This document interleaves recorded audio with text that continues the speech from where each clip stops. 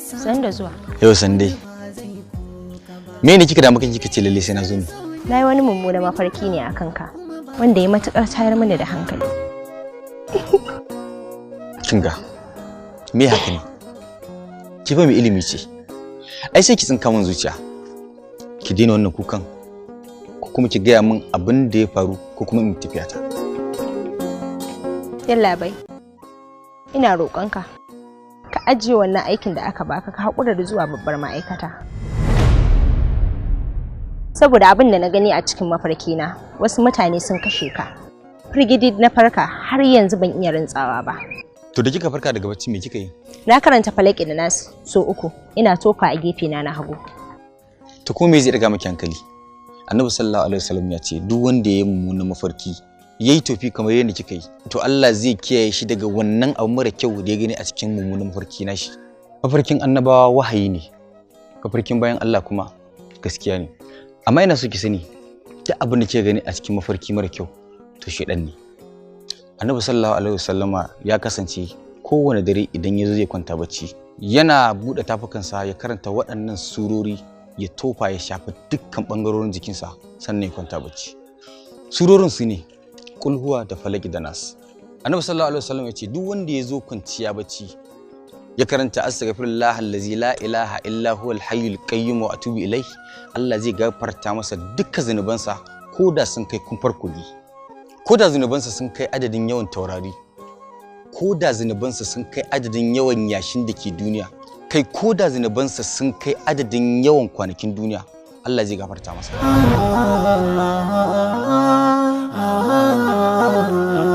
Annabi sallallahu alaihi wasallam ya kasance idan zai kwanta bacci yakan sa kuncinsa akan hannunsa na dama sai ya ce bismikallahumma ahaya wa amutu, bayan kuma ya farka sai ya ce alhamdulillahi allazi ahayana ba'da ma amatana wa ilayhi nushur, sadiqul masduq sayyidul awwalina wal akhirina, bakin da baya ƙarya. Daɗin sofircin alkhairi wani ba zai cutu ba. Ya koya mana haka ne duk dan kada shedan da shedanin mutane su yi galaba a kanmu. Ko me ya saura gare mu? Annabi sallallahu alaihi wasallam yayi gaskiya. Idan kana abota da mai sai da turare ko ba komai kai ganshi.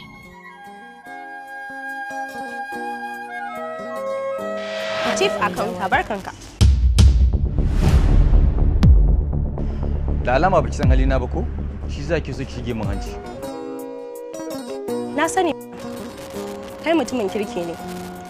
Ni kuma dai sama-sama. Hakan yasa nake so na shige maka. Saboda ka san an ce idan kana da abota da mai sai da turare ko ba kuma ai kai kanshi. Da alama na tuna maka da wani abu ko? Eh, haka ne. Zan tafi. Ki kula da kanki. Sai an yi wa. Tilasirai ya yi sosuwa duk da ana da wadatuwa shi so ba zai. Allah ya kiyaye ka daga sharrin masu sharri. Allah ya maka dafa'i da dafa'in da ke cikin alkur'ani. Allah ya maka jalabi da jalabin da ke cikin alkur'ani.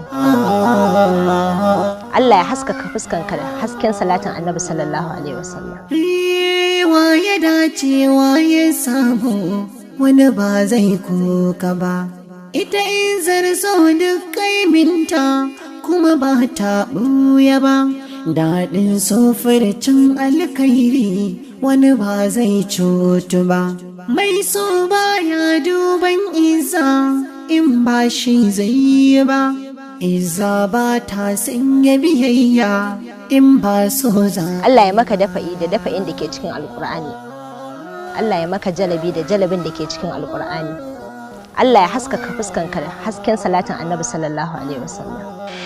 Yana so ya mallake ta da dukiyarta, amma abin da ya fi ɗaga min hankali duk laifin da zai aikata a bayan ka zai zo ya laɓe. Wannan kalmar ta sa na kasa bacci. Da farko na fara kwaɗayin kuɗi, amma daga bisani sai na ga idan ka shiga wata masifa da sa hannuna, kaina ba zan yafi wa kaina. A gaskiya na ji daɗin haɗuwa da kai, sai yanzu nake jin kewar abin da na bari saboda son duniya. Lallai zan koma daidai, kuma ko da ba mu ƙara haɗuwa ba, lallai ina so in gaya maka ka goge duka ciwoka daga gare ni, amma kuma ka samar da wasu. Izar suna faruwa a kasi da mabuɗin zuciya, tilasirin ya yi sosuwa duk da ana da wadatuwa, shi so ba zai ɓoye ba.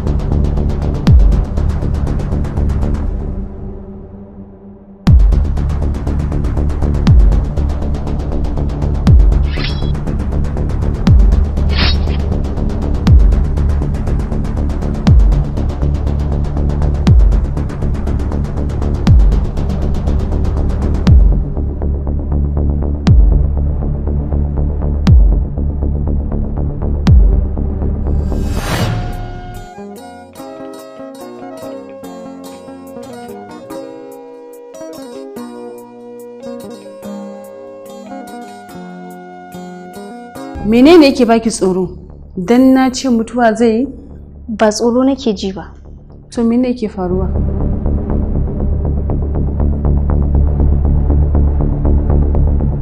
Bana so ya mutu yanzu. Dole sai izzata ta kaskantar da shi.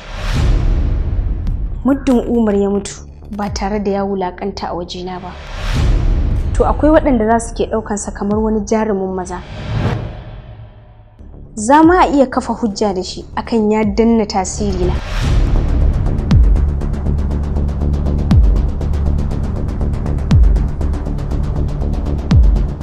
Abinda na gaya ma Umar cewa dole izzata ce za ta yi sama, kuma dole ne zan jawo shi ƙasa.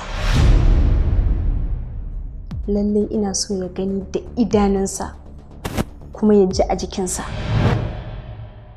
Ta yaya za mu iya canza sunansa daga mai gaskiya ya koma macuci? Amsa, akwai hanyoyi da yawa, don haka su za mu samar.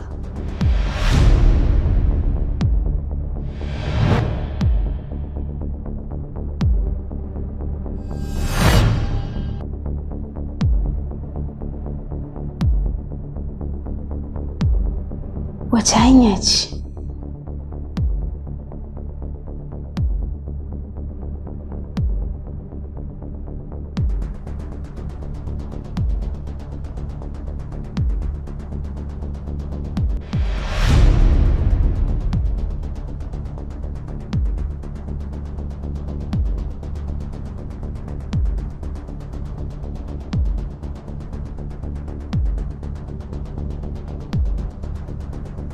Ranka ya daɗe, na yi mata bayani ga ta nan zuwa.